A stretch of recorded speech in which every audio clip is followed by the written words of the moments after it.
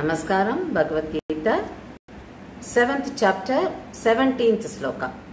So in this sloka, Bhagavan says, among these I consider them to be the highest, who worship me with knowledge and are steadfast and exclusively devoted to me.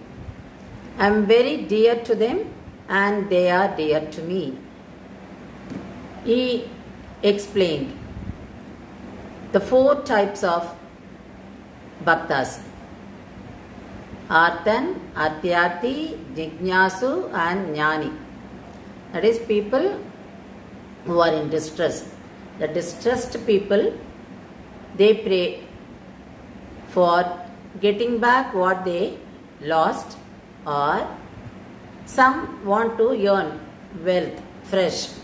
So such people worship him. Such people approach him. So those who are in distress, and those who want the worldly possessions, that is, they want to acquire wealth. So for that purpose they worship. Then the people who want to acquire knowledge, they want to know more about Bhagavan. So such people approach him, such people worship him. Then the last one, Jnani, the Bhakta. So here Bhagavan, in 16th sloka, he talks about these 4 types of people. And in 17th sloka, he anticipates a question in Arjuna's mind and he answers here. So the question is, who is the best among these 4? So Bhagavan says, Bhaktan is the best. So Jnani is the best among the 4. So here he refers Arthan, Artyarthi, Kaivalyarthi, Jignasu and Jnani. So Arjun's question is, are they all equal, or anyone is superior than the other one, or anyone is superior than all the other 3? Then Bhagavan says, yes, Jnani is superior than others, and that Jnani wants to be with me always, and he always thinks of me, and he always whatever he does, he offers it to Bhagavan. So he does everything in the name of God. So he is always in remembrance of me, and he pays selfless devotion to me. So he is the best among all the other 3. They expect something. So their devotion is with selfish motive. They expect something from me and they pray. But Jnani is not like that. He does not expect anything from me. And he is pure at heart. And he wants to be in eternal relationship with Bhagavan. He understands that he should be always in the presence of Bhagavan. So that he is working for that. He is going in the spiritual path to attain that. And he is single-minded. His focus is only on the Bhagavan. And his prayer is exclusively for Bhagavan only. So his devotion is exclusive towards Bhagavan. So this is what Bhagavan says in this sloka. So Jnani, the Bhakta, is the one who is the greatest among all this, because he always is thinking of me, and he always wants to be with me. He is not like others. He does not expect anything from me. He wants only me. And Bhagavan says, he is so dear to me, and he loves me, and he does everything for me, but I am not doing much to him. So Bhagavan in this sloka, he feels, he keeps himself at the lower position. He says, he does so much, his affection is so much, very pure. He thinks only of me. He is thinking of only me, but I am not like him. So my concentration is scattered, whereas his concentration is fully on me, only on me, whereas I am not able to return. So my reciprocation, I am not happy with my reciprocation. That's what Bhagavan says. So he feels so low about himself because he is not focusing on this bhakta whereas Bhakta is focusing only on him. So here he says, I see all the people. So whereas my Bhaktas is only me. I am saying he is seeing only me. So that is what he repeatedly says in this sloka. And he says, and he shows his simplicity. He shows his humility here. He says, I am so fond of my Bhakta. I am nothing before the Bhakta. What I do is not much before my Bhakta's love. So he loves Bhakta's love. He loves Bhakta's devotion. He says, what I do to my Bhakta is not much. So he is bringing down his, that is a divine quality. So here we find his simplicity, and what he does is not superior. What he does is inferior before the love and bhakti shown by the Bhakta. So he is so much after the Bhakta's devotion. So that is what explained in this sloka by Bhagavan. So Tirumangai in one of the Pasuram says, if Bhakta, Bhagavan stands in front of Bhakta, and if Bhagavan asks Bhakta, what do you want? The Bhakta will say, you give yourself to me. He will not ask anything. So Tirumangai also did the same thing. He didn't ask any material. So he said, one of the Pasurams, he conveys this. Bhakta will ask only Bhagavan himself. So that is how the Bhakta is, and such Bhakta is loved by Bhagavan. So here Bhagavan is talking about the Jnani, the Bhakta, the true devotee who has got selfless devotion. This we can find out from many Puranic stories and incidents, and through the life history of Alvar. So in one of the Pasurams, Tirumangai expresses his love towards God. So he is in praise of God, and he is asking, such a great supreme one is so simple, why the world has not understood his divine quality. So he is feeling so bad about it, and he is asking that, he is expressing that through one of the Pasurams. Then Tirumangai Piran, Tirumangai Alvar. Once he was staying in Kanchipuram with his disciple Kanikannan. And Kanikannan was asked by the king of that place to sing in praise of him. Kanikannan refused to sing. Then the king asked Kanikannan to ask your guru to sing in praise of me. Then Kanikannan said, no, he will not sing in praise of anybody. He sings only in praise of Bhagavan. So what we see in this sloka, the Bhakta. So in Alvar here, he never sang in praise of anyone else other than Bhagavan. So when Kanikannan said this, king got angry, and he asked Kanikannan to be out of his kingdom. If he stays inside, he will be punished.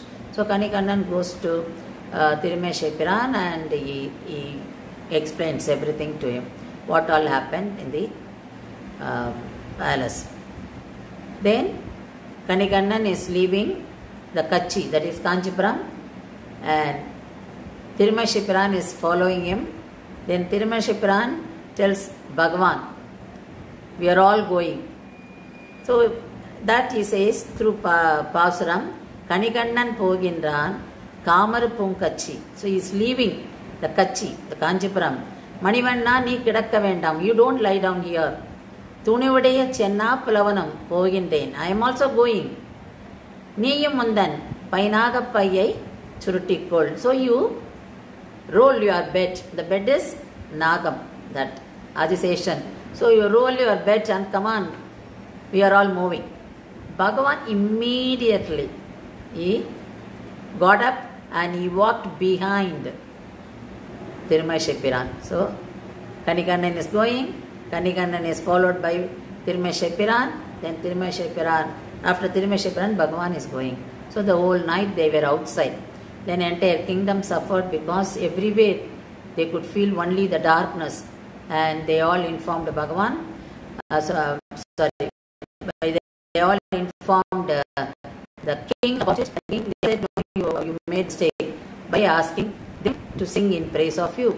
Then king realized his mistake, and he went to Tirumeshai and Bhagavan, and he requested them to forgive him. Then when the king, he talked openly and he talked for apology, they agreed that. Then they got up and they came back to Kanchipuram. So at that time, Tirumeshai sang another pasuram like Kanikannan Pokkurindan. Kanikannan is going back. Kamara Kachi, Kanchi. So he is going back to Kanchipuram. Manivanna ni kidakka vendam. Thuni udai kadekka vendam. That is, you come there. You lie down there. So Manivanna ni kidakka vendum. Thuni udai chenna pulavanam pokkurindan. So I'm not going anywhere else. I'm going back. So this is what Tirumeshai says.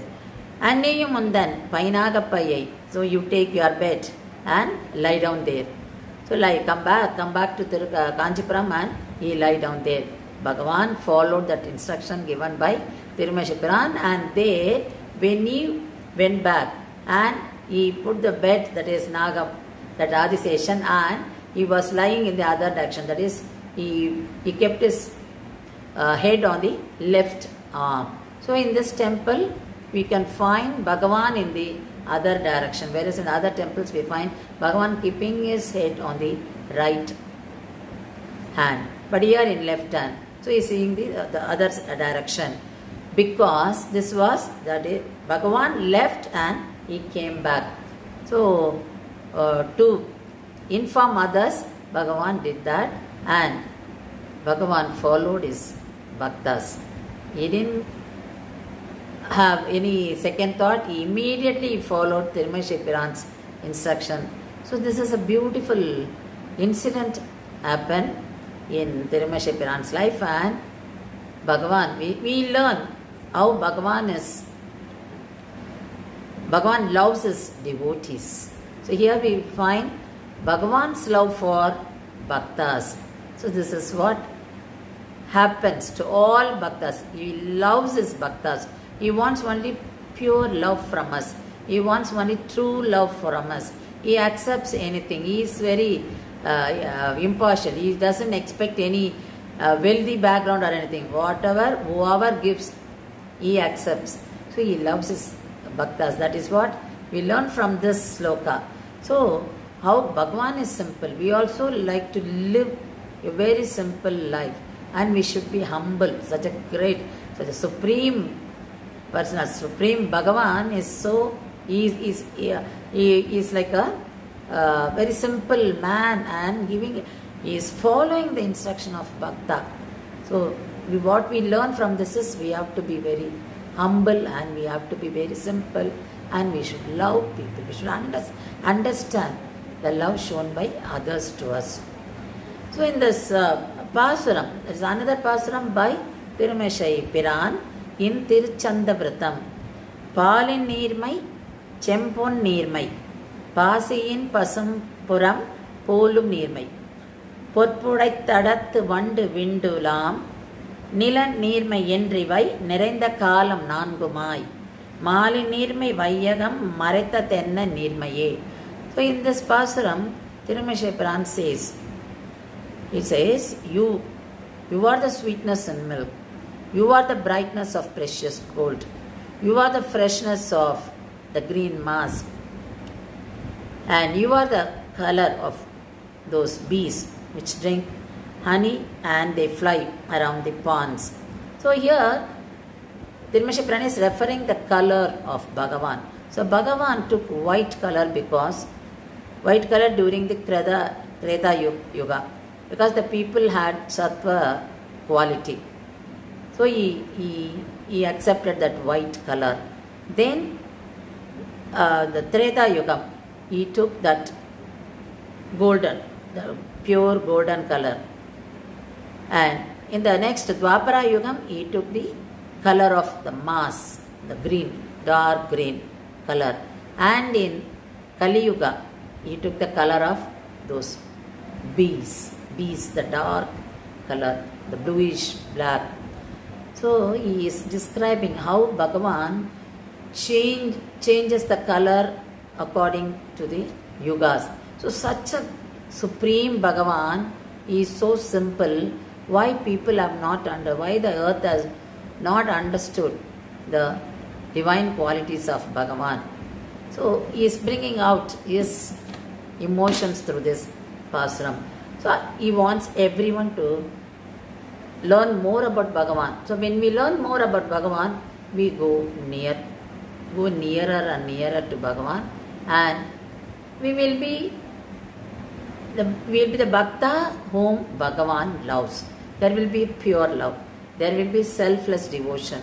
And we would like to be always in eternal relationship with God, and will be in single-minded, exclusive devotion. That is what Bhagavan likes. So our life will also be very simple. So our aim is only to attain Bhagavan. So we are detached from material world. So the life will not for going after, will not have any craving for materials. So we will be at peace. That is what we want.